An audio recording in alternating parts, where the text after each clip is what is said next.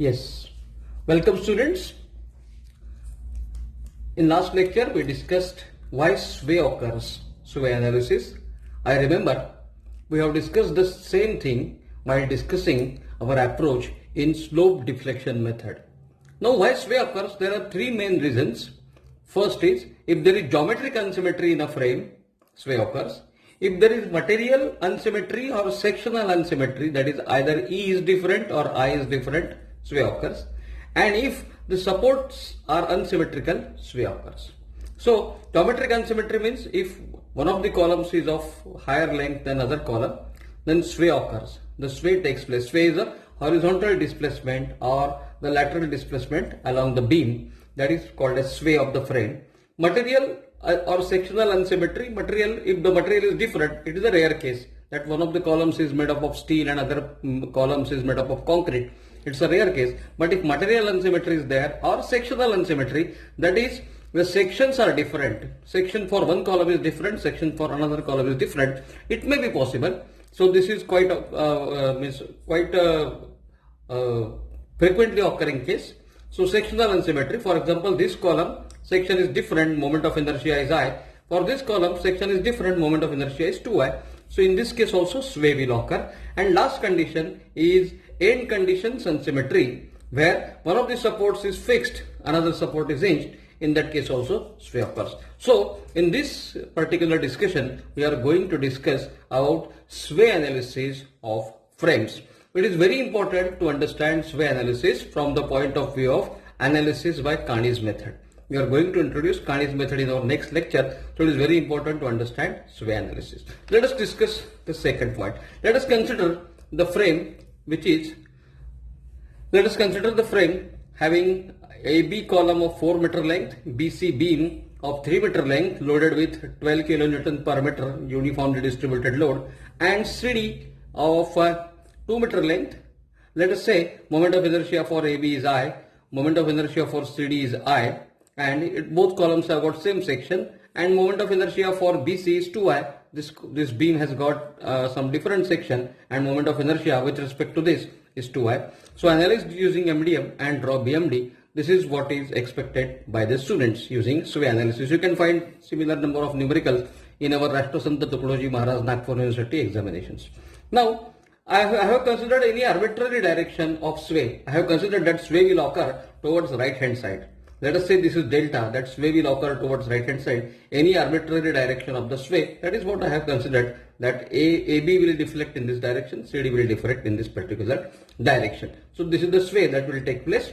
Okay. Now initially I know the analysis of a frame using non-sway, that a frame that is not going to sway. So to prevent the sway, I have applied an arbitrary roller support at this point C. I know the sway is, I have assumed that sway will occur like this. The frame will sway in this particular direction.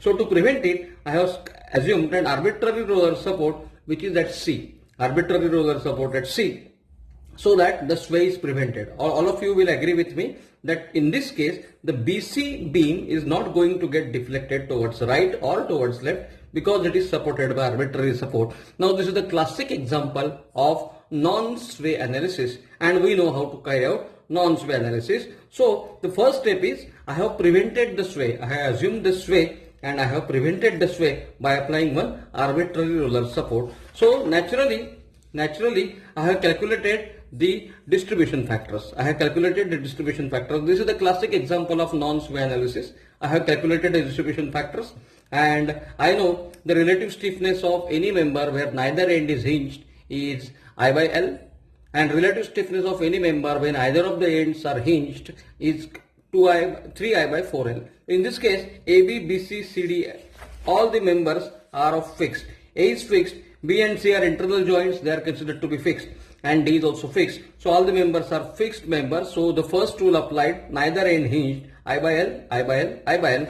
So this is, I have calculated relative stiffness of AB, BA, same thing. BC, CB, 2I by 3 because I was 2I, and CD, DC, it is I by 2, length was 2. I have calculated total relative stiffness at joint A, total relative stiffness at joint B, total relative stiffness at joint C, and total relative stiffness at joint D. Relative stiffness is a term associated with a member total relative stiffness is the term associated with a joint, and I have calculated distribution factor. So distribution factor is relative stiffness divided by total relative stiffness, that is distribution factor, and that is what we have calculated distribution factors for this.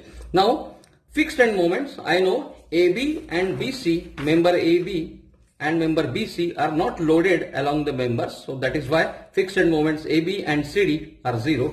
But fixed end moment for BC, it is loaded with uniformly distributed load. The formula is WL square by 12. Negative means anti-clockwise, positive means clockwise. So for BC, the fixed end moments are -9 and +9. So this is the common step. We have carried out this common step in our non-sway analysis. At present, we are doing non-sway analysis, and now I have distributed non-sway moments. I have distributed those non-sway moments, joint, member, distribution factor, and fixed end moment 0, 0, -9 +9, 0, 0. So unbalanced moment acting at joint B is -9, so I have to balance it with +9.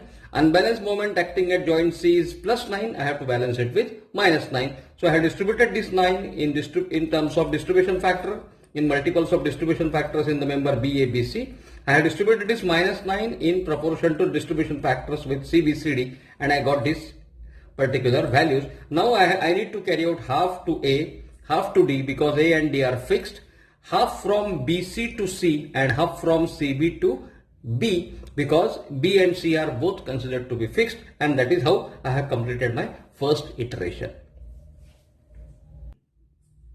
Now I am beginning my second iteration. I know these carryovers which are brought from C to B has just played the spoil sport. इसने game बिगाड़ दिया है. The carryover which is brought from BC to C has played the spoil sport. Otherwise, after this step, everything was balanced. Now these carryovers are disturbing the balance, so I need to balance it by applying equal and opposite to the carryover. So I am applying plus 2.56 so that joint B is balanced.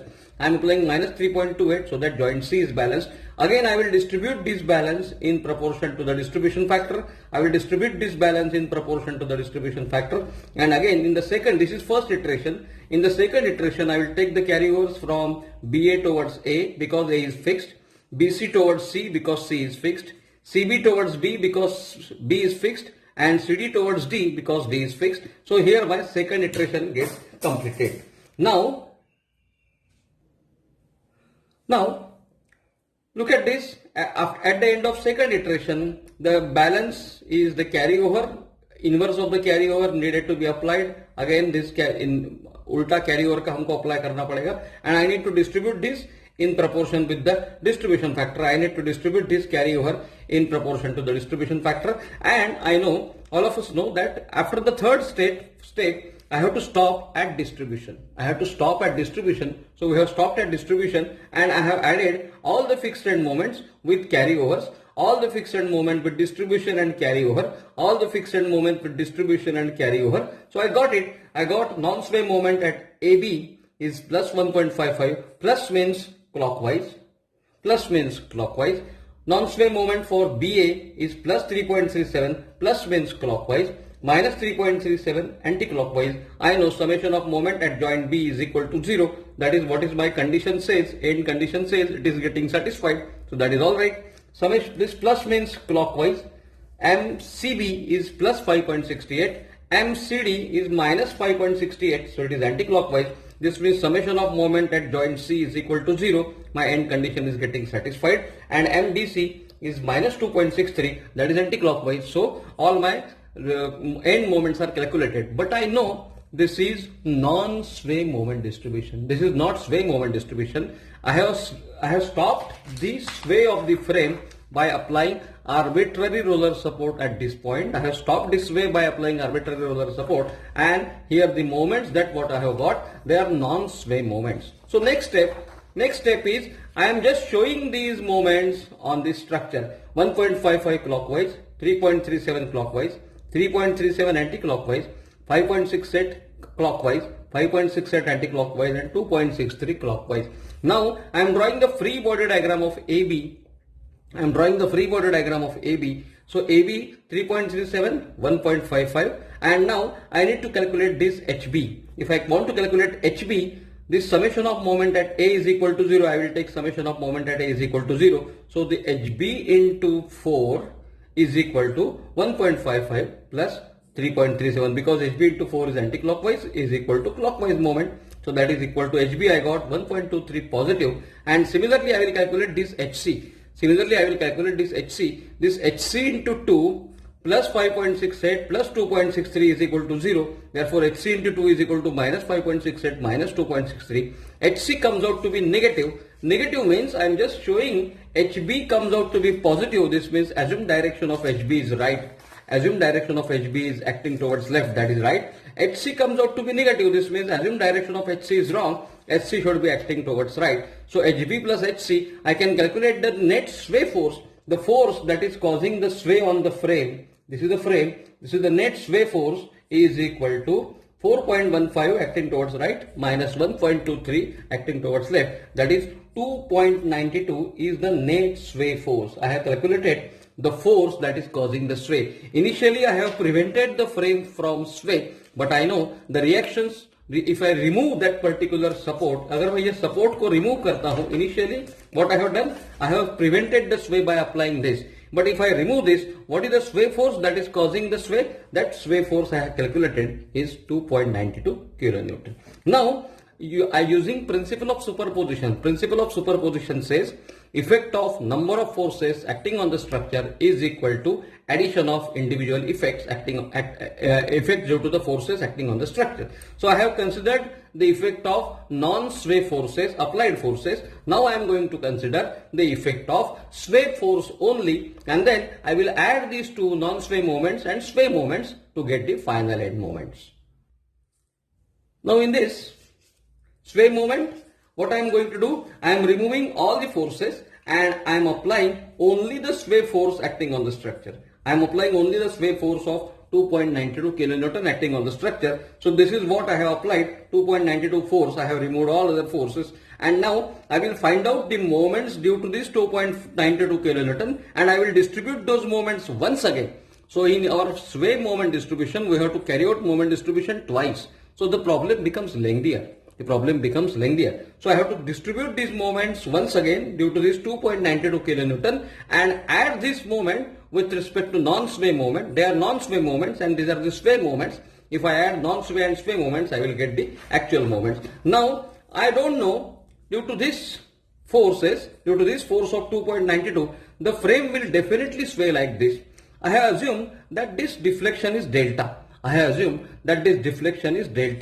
don't know the value of delta. There is no method which can relate directly the force with delta. I know that. There is no method which can relate the force directly with delta. So, but I know due to this deflection, I am keeping it like this. Due to this deflection delta, we have discussed the method of translational stiffness in our earlier lecture. I think lecture number 2, we have discussed our translational stiffness method, in which if a beam is getting deflected in a perpendicular direction, there will be moments of 6 EI delta upon L square, 6 EI delta upon L square, 6 EI delta upon L square, 6 EI delta upon L square. Okay, there will be forces also 12 EI by L cube, 12 EI by L cube, 12 EI by L cube, 12 EI by L cube. But since I am not going to consider the forces, it is moment distribution method. I will restrict myself only to the moments. So these are the moments: 6 EI delta upon L square, 6 EI delta upon L square, 6 EI delta upon L square in CD, and 6 EI delta upon L square in DC.